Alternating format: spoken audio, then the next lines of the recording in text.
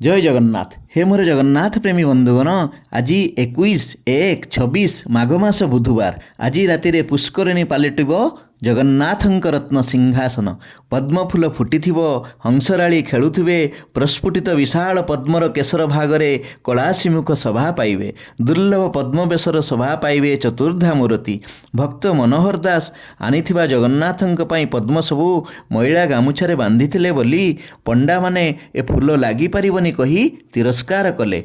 फूल जगन्नाथंक पाखरे न लागिबारु से दुखरे बड़छता निकटरे मूर्छित होइगले।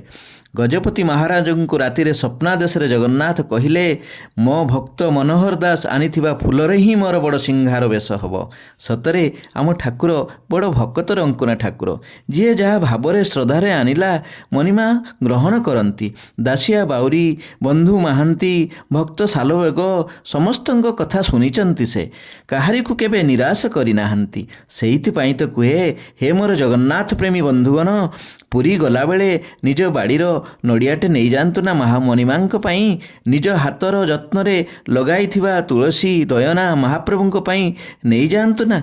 देखिए आपण दिव्य अनुभूति पाइबे। हे पद्मपाद, हे पद्मलोचन, श्री श्री जगन्नाथ महाप्रभुंकर जय हो मणिमा। एमिति नूतन नूतन तथ्य जानिबा पई ए चैनल टी को सब्सक्राइब करंतु। जगन्नाथंक कथा ए चैनल आपण माने सुनुथुबारु आपण मानकर सदा सर्वदा कल्याण हो। जय जगन्नाथ, जय जगन्नाथ, जय जय श्री जगन्नाथ।